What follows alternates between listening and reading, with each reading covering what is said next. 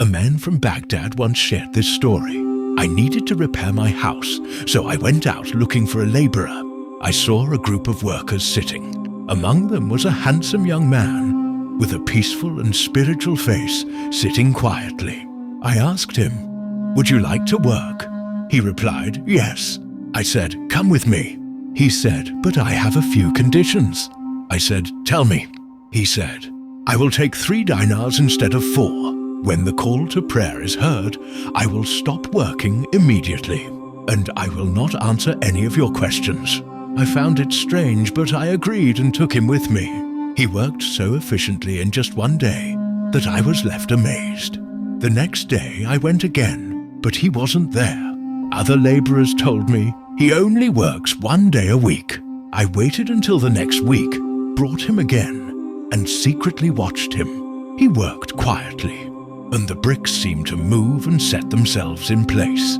I asked him, "Who are you?" He said, "I told you not to ask questions," and walked away. The next week when I went to find him again, I was told that he was sick.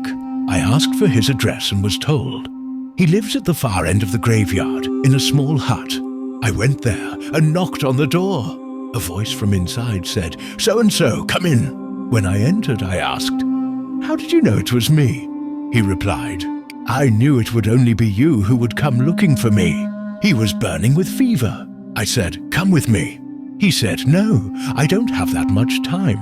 I will pass away tonight. I need to repent to Allah."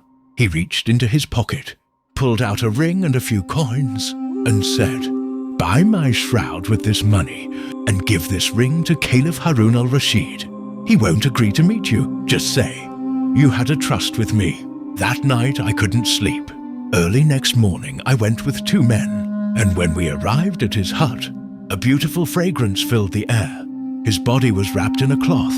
I lifted the cloth from his face, and he had truly passed away. After the burial, I went straight to the court of Harun al-Rashid. They wouldn't let me in, so I sent a message saying, "I have something that belongs to you." He called me in at once. When I handed him the ring, before I could even say a word, he stood up in shock and said, "Where is the owner of this ring?" I said, "He passed away last night." Upon hearing that, Harun began to cry uncontrollably. He kissed the ring over and over and wept. He said, "Take me to his grave immediately." We went to the graveyard. Harun lay down on the grave and wept so much that he began to hiccup. In the end, I asked, "Who was he?" He said, "He was my son, but he became my spiritual guide. I chose the wealth of this world, but he chose the wealth of the hereafter, and he won."